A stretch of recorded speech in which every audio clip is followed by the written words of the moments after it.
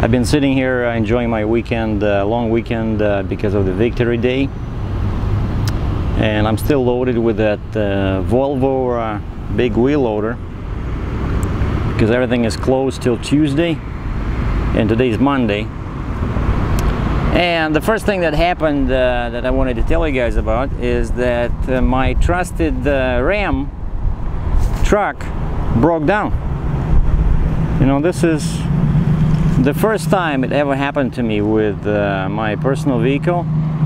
I never had you know, a situation where I had to tow it, but it was all my fault.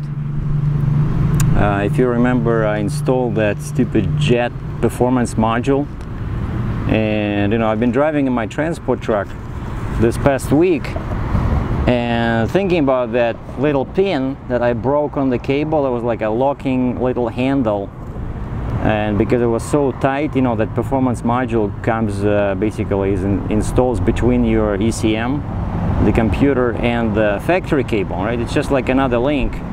And because the cables over there are so tight, it was very difficult to lock that pin, which prevents the cable connector from, you know, coming loose. And so I broke it. And I'm driving, you know, in my transport truck thinking about this, and I'm not happy. And then, you know, when I was, after I shut down, I would take my computer and do more research into this, and I was checking some reviews on autoanything.com where I bought this module, and this time I focused on negative reviews. And turns out there was quite a few people that had some bad experiences with their vehicles, you know, some costly repairs, some transmission repairs, they had to reflash the ECM. Jeez, you know, I did not see that one before I bought this, so I decided, okay, when I'm coming back, I'm gonna remove it and take it to the dealer and ask him to replace that pin, because the cable connector was still okay, just that the pin, you know, it's a cheap plastic part, so I was hoping they could just replace it so it snaps back in. And so I quickly, you know, I did my battery negative cable and was able to remove that module pretty quickly and reinstall the cable, the connector, and I reconnect my battery and I go inside the vehicle, turn the key. Everything works, like the power is there, but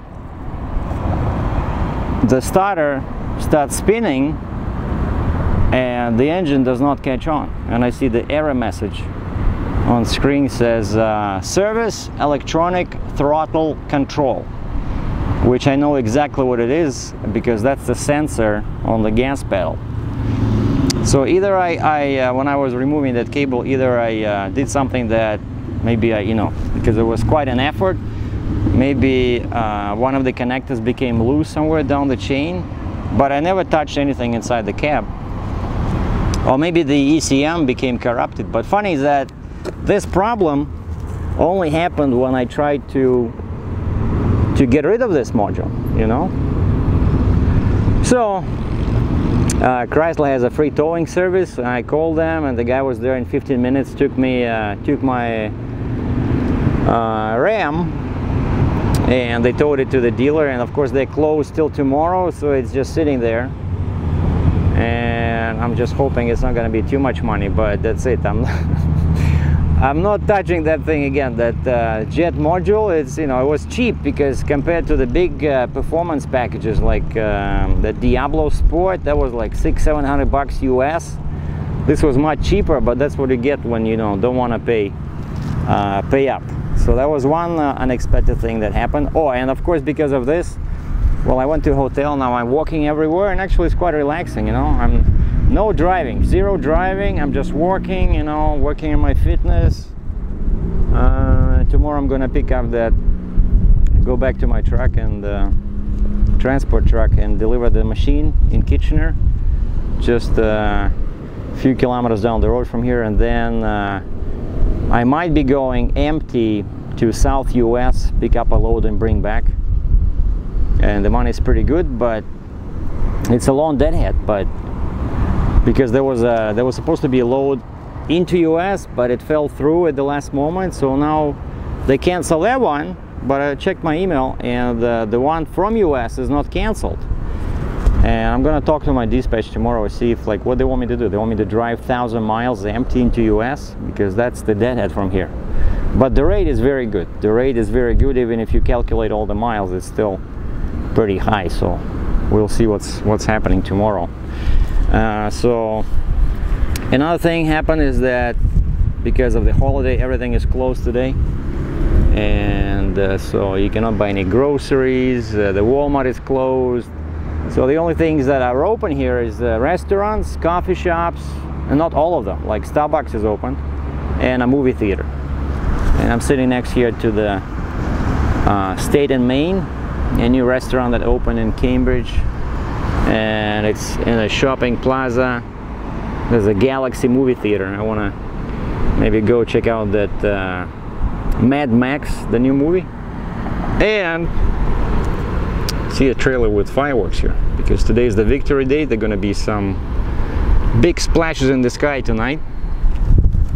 But I really don't like these holidays, because no work, and you're sitting and there's nothing to do because everything is closed, you know, like Best Buy is closed, you know, all the dealers, like, you want to check some gadgets or something? No.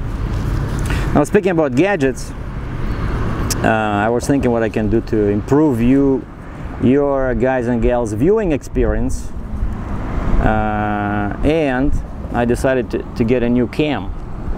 There's going to be a POV, as they call them, point of view cam, that I can wear, you know, on my head, or I can use it as a dash cam. And no, it's not a GoPro. I really hate that GoPro, because it's just a bare box, and you have to buy a whole bunch of accessories for it, right? Like this thing already has a tripod mount built in. It's pretty light. You still get 1080p and 720p, and does support the external mic. Like on a GoPro, if you go with a GoPro 3 White or GoPro 4, they do support external mic, but then you have to buy a connector, like a $20 thing on Amazon. Like basically everything on GoPro that I'm looking at, everything requires a special adapter, you know, like for a tripod you need to buy a special adapter, right? So you need to change them all the time. For the microphone you need a special adapter. For the, just to connect the camera to the tripod, not only do you need that adapter at the bottom, but you also need the frame, right? You need to put the camera in the special frame, because all you get is that stupid watertight frame for scuba diving.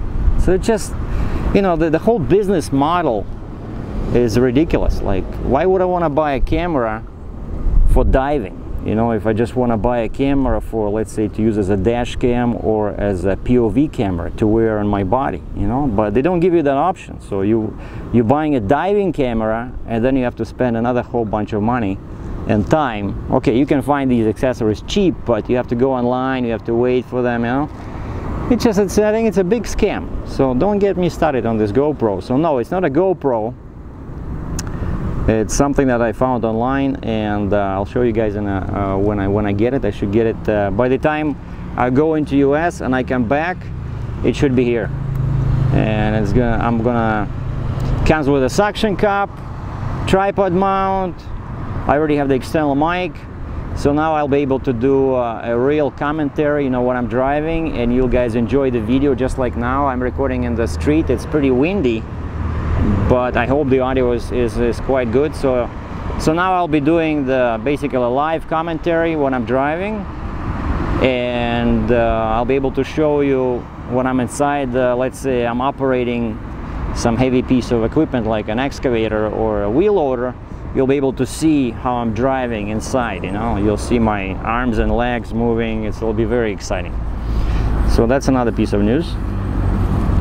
And what else here? So yeah, I had also a big laundry day yesterday, because I went with the tow truck guy to the dealer, and I only took my backpack with a computer. It was quite warm, so I just had one t-shirt, and I took a spare t-shirt and some shorts. and I only had one pair of socks, so I had to wash one pair, 2 socks yesterday. I still feel exhausted, you know. Took a while because because it's been a while since I did a manual washing, but yeah, it was funny. So then I put them, you know how you I remember my army days, like how you air dry your socks. You put them on a lamp, you know, like the hotel, the lamp has that plastic thing, the cover, you put it on the top, and overnight they get dry. So I also did my books for April, you know, my profits and losses, and filed my IFTA. I did my IFTA for this trip, filed my HST return, so sales tax. So I'm gonna get like $600 or $700 in a couple of weeks from the government for the sales tax I spent on repairs and fuel in Canada. So that was exciting. And the funny thing happened yesterday is that about midnight I'm watching a movie on Netflix on my laptop, and there's some kind of noise coming from the hallway, you know. And usually when you hear noises at a hotel at night, they're coming from the adjoining room, you know, like some banging sounds. But this one was coming from the hallway, and it's like the same mechanical sound, you know, like clicking. Like I couldn't understand what's going on, so I went to the peephole to the door. I look outside, and there's a guy, and he's barely standing, and he's one of his arms is on the wall, another is on the door, on the handle, and he moves the handle down and up, and I'm like looking, 1 minute, 2 minutes, 3 minutes, I don't know, 5 minutes, and he's doing the same motion. He's pulling on the handle down, then up. He doesn't bang on the door, he just moves the handle like a zombie, you know, like a robot. Like, it was so funny. Like, you know, that's what happens when you drink too much. You just you lose your brain, you know, like you cannot think. But this guy was really bad, you know. He could barely stand, and he was making quite a noise, you know, but he wasn't banging, he was just moving the handle. I don't know what he was expecting, that somehow miraculously it would open, but the same movement, you know, like, you know, you watch that, and you know, when you're sober, and it makes you rethink maybe your drinking choices, you know. And this guy, I don't know, he was like maybe 19, 20 years old, you know, because here in Canada, right, we have a lower drinking age limit than in the States, and lots of kids in the summer, you know, they just get stoned, you know. So I called the front desk. I said, there's a guy here trying to open the door, and clearly he has a problem, and he's been doing the same movement for the past 10 minutes, and I'm getting tired of watching him. And you know, so the guy comes over, and I see it in the peephole, right? I wish I had my camera. And the guy comes over, the night clerk, and he says, dude, what are you doing? And that guy just turns, and it takes him like half an hour to turn. You know, like, I'm telling you, he's wasted. And I see that the night clerk picks up the plastic card from the floor. So this guy dropped his plastic card. So he was trying to open the electronic lock, you know, like you have to slide your hotel card inside, right? And then take it out, and then you see a green light and the door opens. This guy dropped his card and he was trying to open. And this guy, and the night clerk says, dude, what are you doing? Is this, you sure it's your room? And the drunk guy just looks at him. And the clerk says, what's your last name? Let me go check if it's your room or not. Maybe you're trying to, you know, open the wrong room. And the guy thinks a second, then gives him his name. And the night clerk goes to his counter, and he comes back, and I hear he says, it's not your room, dude. Follow me. And he picks up that plastic card, and they disappear. And then in the morning I talked to the daytime girl, and she says there was a bunch of these guys staying on the second floor. So this guy basically was off by 1 floor, which is still pretty good considering his condition. But there's only 2 floors in the hotel, right? So his room was probably right above the one he was trying to enter. But anyway, just thinking about that, I decided to give you guys and gals a system for drinking. You know, just how do you determine what is safe and what is reasonable? And of course, this system is based on, for men, maximum 2 drinks a day, and for women it's 1 drink. But we're going to be talking about man's dosage, right? And I came up with a system which tells you how much you can drink today and tomorrow based on your work environment. And I took 3 most popular occupations, and based on my research, the most popular occupations are, at least in Canada, it's either a trucker or astronaut, and the third one is a nuclear physicist. Now, when you're a trucker, just bear with me for a second here. I'm unfolding a napkin where I have this top secret formula written down. All you gotta do to determine your drinking limit is you ask yourself 2 questions, and each question is answered with yes or no, and that tells you exactly how much you can drink. So let's look at first at the trucker situation, right? Because this is a trucking channel. I'm a trucker, you're probably a trucker, or you want to be a trucker, or you know someone who's a trucker. Well, you know, you get my drift. So question number 1, very easy, in case you're already tipsy. So question number 1, are you loaded today? If you answer yes, 0 drinks. You cannot drink if you're loaded. You know, I'm being a bit strict here, but just bear with me. Are you loaded today? If you say no, then the arrow points to another question. Now you can answer the second question, which is, are you loaded tomorrow? If you say yes, loaded tomorrow, you can have 1 drink. If you say no, you're not loaded tomorrow, you can have 2 drinks. So that's 2 questions, and basically your options vary from 0 to 2 drinks, all perfectly legal, and everybody's happy. Now, if you're an astronaut, the key activity will be a spacewalk. And the first question is, do you have a spacewalk today? If you say yes, it means 0 drinks for you today. If you say no, the arrow on my diagram points to the question number 2, which is, do you have a spacewalk tomorrow? If you have a spacewalk tomorrow, if you say yes, you're allowed 1 drink. And if you don't have a spacewalk tomorrow, you say no, you're allowed 2 drinks. See, easy peasy, except that, of course, in a gravity-free situation, I think the dosage should be enhanced, because I don't think 2 drinks in space will have the same potency as 2 drinks on Earth. And the last most popular occupation that this system will work for is nuclear physicist. And of course, the key activity when you're a nuclear physicist is a A-bomb test explosion. And so question number 1 is, A-bomb test today. Do you have an A-bomb test today? If you say yes, then you're not allowed any drinks. So 0 drinks. If you say no, no A-bomb test today, you point it to question number 2, A-bomb test tomorrow. Do you have an A-bomb test tomorrow? If you say yes, you're allowed 1 drink. If you say no, no A-bomb test tomorrow, you're allowed 2 drinks.